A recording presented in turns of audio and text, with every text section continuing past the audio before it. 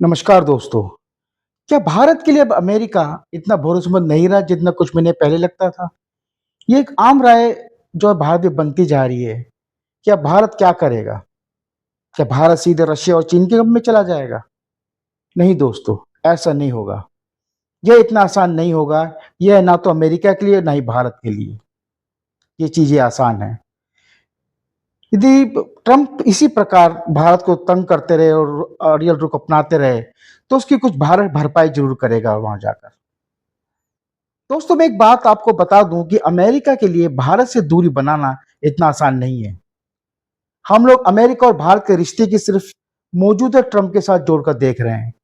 पर दोस्तों आपको पता है कि अमेरिका भारत के पिछले 2 दशकों से भारत को एक रीजनल पावर बनाने के में लगा हुआ है, जो ये चीन के खिलाफ भारत को यूज करना चाह रहा है। यही वो ट्रंप है जो पहले सत्ता में आए थे, कितना भारत के करीब थे, लेकिन अब हालात बदल गए क्योंकि रशिया और यूक्रेन का युद्ध हो गया। यदि अमेरिका भारत से रिश्ते खराब कर लेगा तो उसकी इंडो पैसिफिक स्ट्रेटजी का क्या होगा? क्या क्वाड भारत के बिना चल पाएगा? सोचिए, पिछले ट्रंप एरा में कितने ही डिफेंस डील भारत ने अमेरिका के साथ की है।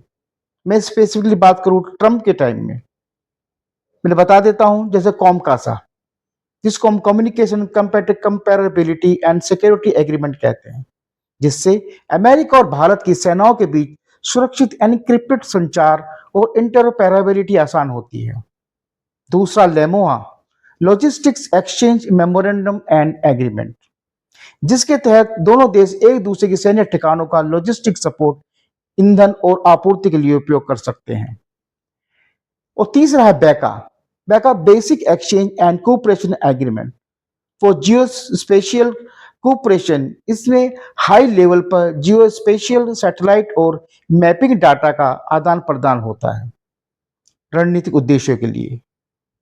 ये तीनों ही GSOMIA मतलब general security of military information agreement के साथ मिलकर भारत अमेरिका रक्षा सहयोग की बुनियाद माने जाते हैं।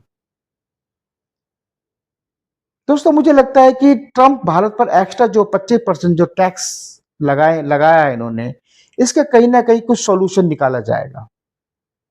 इसके लिए ट्रंप ने 21 डेज की जो ओपन विंडो भारत को दे दी है, जिससे कि भारत के साथ नेगोशिएट करने के लिए बाकी का काम जो बैकडोर से किया जाएगा, ऊपर तो नहीं होगा, वो करेंगे।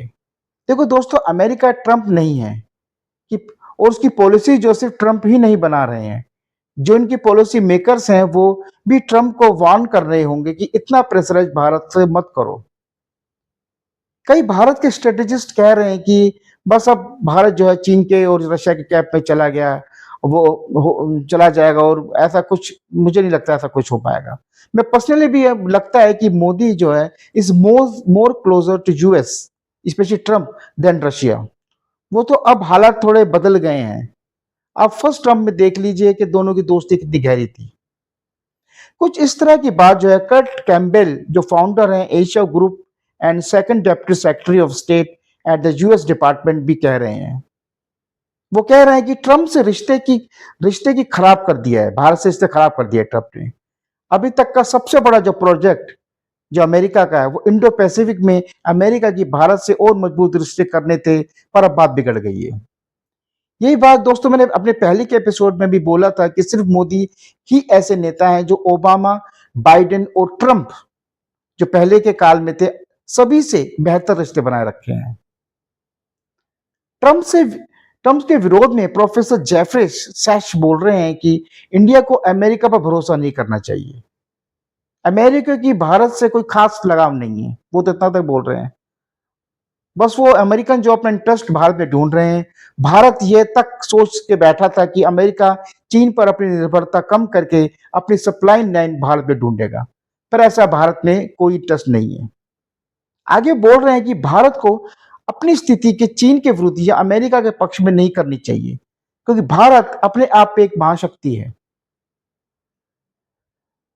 और कुछ स्ट्रेटेजिस्ट ये बोल रहे हैं कि अमेरिका भारत को जापान और साउथ कोरिया की तरह अपने घुटनों पर लाना चाहता है। दोस्तों मेरी नजर में ये भी बात बेमानी है, क्योंकि जापान और साउथ कोरिया के रिश्ते रशिया और चाइना दोनों से बहुत खराब है। पर भारत के रशिया के साथ और चाइना के लगभग साथ इतने बुरे रिश्ते नहीं हैं। और दूसरा भारत के जो इम्पोर्टेंस है अमेरिका के लिए इंडो पैसिफिक में, वो शायद साउथ कोरिया और जापान इतने नहीं पूरी कर पाएँगे। क्योंकि भारत एक बहुत बड़ी कंट्री है, बहुत बड़ी कंट्री है इकोनॉमिकली भी और मिलिटरीली भी।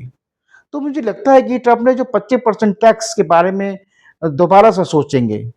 और कहीं न कहीं, कहीं ऐसी डील हो जाएगी, जो अभी ट्रंप के प्रेशराइज़्ड साइकोलॉजिकल वॉर जो चल रही है, ट्रेड डील के रूप में भारत पर, वो कहीं न कहीं एक एक नया रास्ता जो है अमेरिका भारत के साथ निकाल लेगा।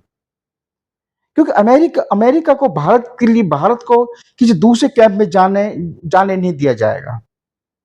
वो सिर्फ़ अभी जो है ट्रंप अभी वो प्रेशर जो है अपने लगा रखा है ना इंडिया के ऊपर कि आप रशिया से तेल ना लें। लेकिन कुछ ना कुछ ऐसी डील होगी जो दोनों के बीच में सटीक बैठेगी और एक नया रास्ता बन जाएगा।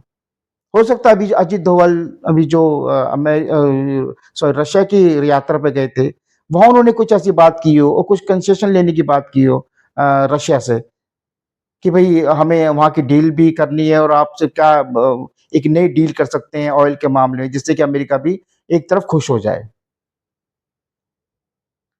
जो अब जो है ट्रम्प अभी जो है वो अभी सिर्फ़ प्रेशर कर रहे हैं, इसके ज़्यादा वो मुझे नहीं लगता कुछ आगे कुछ कर पाएँगे। जो 21 दिन की जो उन्होंने एक विंडो दी है भारत के लिए, वो नेगोशिएट करने के लिए, वो डेफ़िनेटली मुझे तो लगता है कि बैकडोर्स पे बातचीत चल रही होगी और कोई नया रास्ता निकाला जाएगा। यदि 50% इंडिया पे यदि टैक्स लग जाता है, तो मान लीजिए भारत बिल्कुल भी अमेरिका के साथ आगे चलने की आगे नहीं चल पाएगा, किसी भी फ़ील्ड में। Thank you very much.